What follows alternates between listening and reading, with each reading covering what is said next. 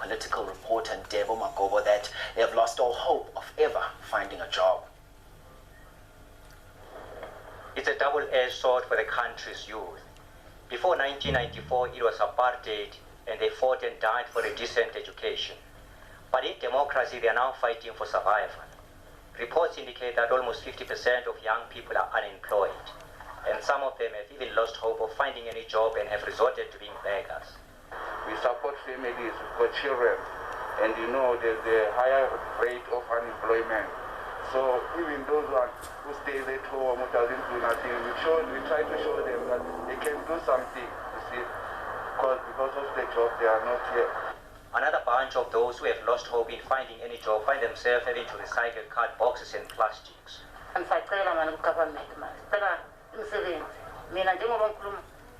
We are asking jobs from government. I have papers for security job. Even now I have no job and I live on the streets. So I'm asking government to help us.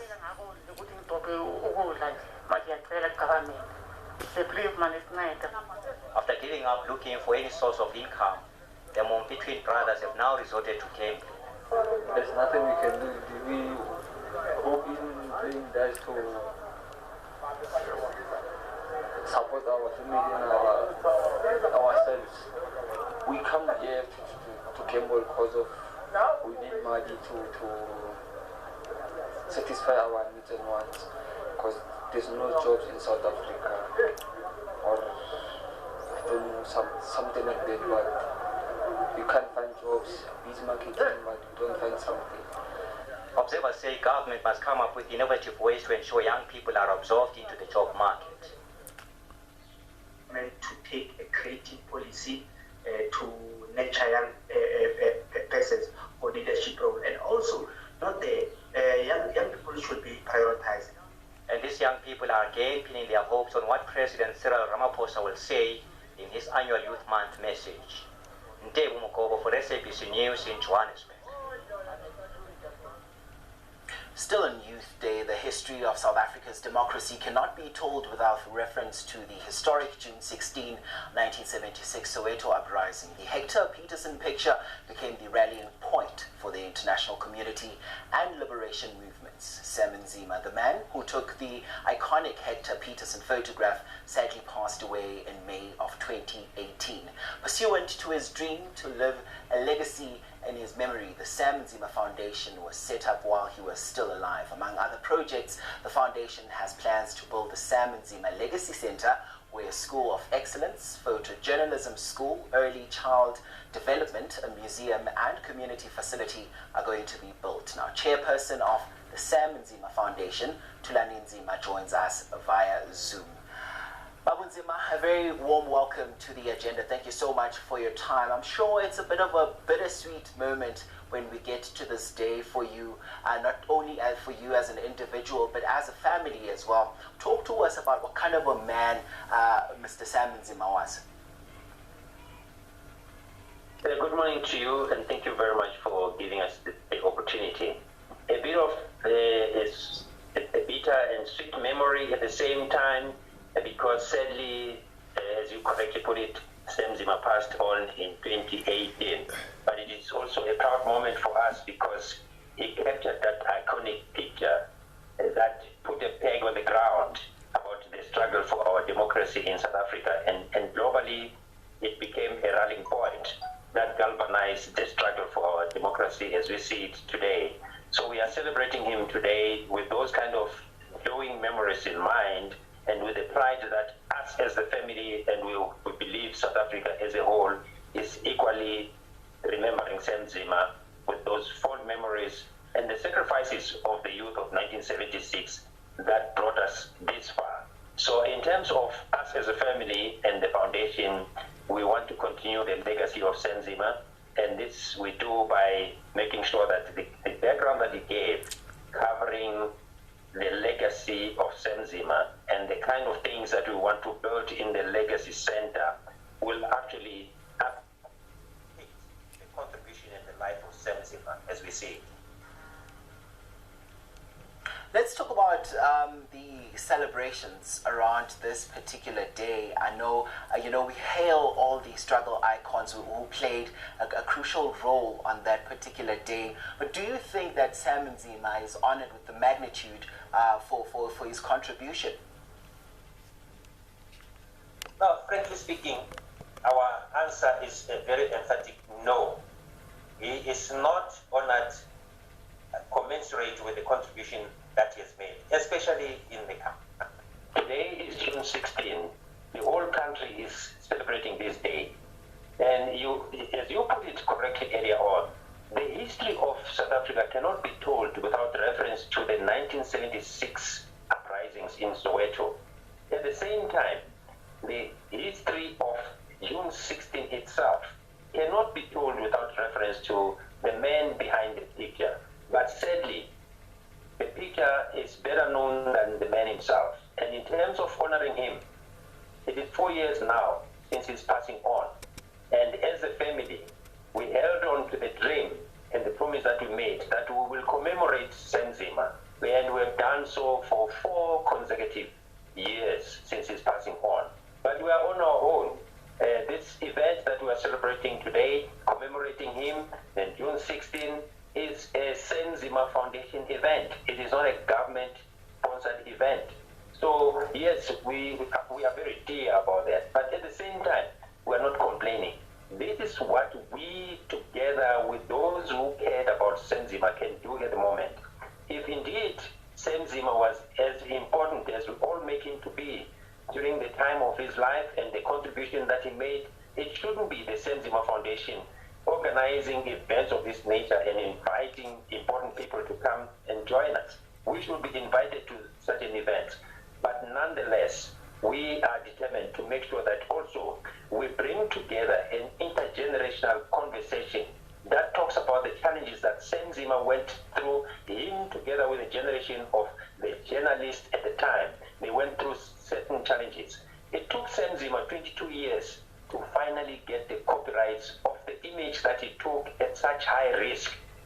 And he was not the only one that suffered that fate. But we believe that, notwithstanding the fact that today we are talking about the 4th industrial revolution in terms of media consumption and reporting, the challenges are pretty much the same.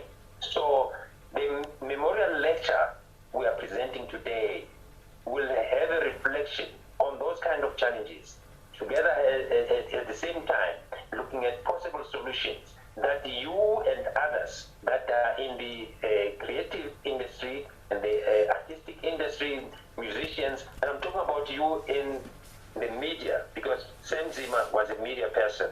We want to make sure that those kind of challenges do not perpetuate forever in the day. Now, Baptulani, the picture that your father took, of course, has become a symbol of courage, resistance, and fortitude in defeating the apartheid system. Do you think our youth are well aware of the June 16 uprising? Given, when you walk around our streets these days, you find some youth using as a day to drink, amongst other things, to party, amongst other things. What would your take be on that? Do you think the youth of today is well aware of the struggle? Sadly, no. It is not. The youth of today have got too many competing interests. But at the same time, they do have serious challenges of their own. My plea to the youth is that take this day very seriously. It is called a Youth Day for a reason. The youth of 1976 made a huge sacrifice. Be reminded of the fact that this democracy and the freedom that you enjoy today didn't come cheap. It actually came at a very huge price tag. People lost lives. We're talking about Hector Peterson, a very young student at the time. So take this very seriously and defend your rights. Fight gallantly, like those students who fought in 1976 and the students who started the Peace Must Fall. Fight in a dignified manner. Be very structured in how you fight your struggles. When you are protesting about food at your university or at your institution, do not destroy the libraries, because therein lies your knowledge, and these things are not related. So celebrate it responsibly. Please do not take this day as a pride day, as a day for bashes. Make sure that you respect this day because it is very important to us. And I want to also make one observation. This day didn't start off as a youth day. It started off as the Soweto 1976 uprising. And gradually, it changed into a youth day in honor of the youth. But we must never forget the history and the origin of this day. Like many other important dates, like March 21st, we must never forget these kind of things. And the youth has the responsibility to keep this history alive and relevant. So now let's talk about the foundation and the work that it does. The foundation was set up in 2015. It is not a foundation that was set up in haste. It was set up at a time when Sam Nzima was still alive. And yours truly happened to be the chairperson of the foundation. The objectives of the foundation, in a nutshell, is to make sure that, number one, we protect the iconic nature and the historic significance of the Hector Peterson image and what it means to us as South Africans, and be very proud of it. Protecting it against commercialization and other forms of manipulations that in the course of time may lose its relevance and meaning. The second thing is to make sure that we protect and keep the legacy of Sam Nzima, the man who took this picture, alive beyond his own life. We want to make sure that South Africa and the world over never ever forget Sam Nzima, the man who took this picture. It is the responsibility of the family and the foundation. But Sam Nzima came from the background of a journalist. It is for that reason that in the Sam Nzima Legacy Center, we are going to have a School of Excellence, which means the School of Journalism and Media Training. We will make sure that we touch on the rural child who has inspiration and was inspired by the likes of Sam Nzima, his bravery and naivety to be a journalist and to capture the moments that presented history to us. So we want to make sure that it happens at this center. We are also very mindful of the indigenous knowledge systems that is very important for the people of Mpumalanga. We are going to create a museum which will be an interpretive center telling the story and the history of the people of Mpumalanga represented through the Sam Nzima Legacy Center. It is going to be a melting pot of the different cultures that we find residing in Mpumalanga today.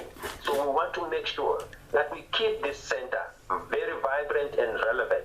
We are going to build an auditorium inside this center, which will give people an opportunity to get together for dialogue, reconciliation, and engagement. The memorial lecture that we are having today at the Tshwane University of Technology Mbombela campus will in due course be held at the Sam Nzima Memorial Legacy Center. These are the kind of things that we want to do. So when we build a museum, we want to have a collection of the works of different photographers and media personalities, some of whose works never made it to the newspaper headlines in 1976. It's also a history of this province of land dispossession, forced labor, and quite a lot of other things which are painful. It will be told at the Legacy Center. You know, you're speaking about a very important element here, the element of preserving his legacy. Let's talk about maybe the work that is in the pipeline right now in terms of ensuring that his legacy is preserved. Is the foundation perhaps in talks to perhaps commission maybe the production of a documentary or a series around the history of Sam Nzima? Yes, we're very proud to share this with you. Let me tell you exciting news. The first thing is that, yes, it has taken us a bit of time, but we are already very close to the completion of a documentary that will depict the life of Sam Nzima beyond just taking the Hector Peterson image. Where he was born, where he grew up, when he started working in Johannesburg, and all the kind of things that people will be excited to know about the man behind this picture. The documentary is underway. Today we will present the trailer of this documentary. It will also be followed by a book that we have already started, the Sam Nzima biography. The title is called Through the Lens of Sam Nzima. And this is an exciting book. We are halfway there. We have written about 100 and something pages already of this document. Our own version of The Long Walk to Freedom is going to be the best book. Very close to that, we have already produced, and we are going to distribute this today, the children's book. Very easy reading. The man behind the camera, the cameraman, that is Sam Nzima. So this is already out there. Hopefully one day we will want to give an opportunity to the youngest child, because the early child development is very important for us. Thulani Nzima is the chairperson of the Sam Nzima Foundation. We have to thank you so much for your time, and we wish you all the best with all those plans there, and we'll be keeping a keen interest and an eye there on all of those plans. Thank you very much indeed for your time. Now, young people at Roodepan in Kimberley in the Northern Cape are marching against gender-based violence, substance abuse and suicide, 3 burning issues in the community. The young people will later meet at a site where government services will be available. Police. Ulrich, a very good morning to you. Talk to us about what's going to be happening during the course of the day there. Oh, good morning. Well, for today, they're starting with a march, the young people of Roodepan.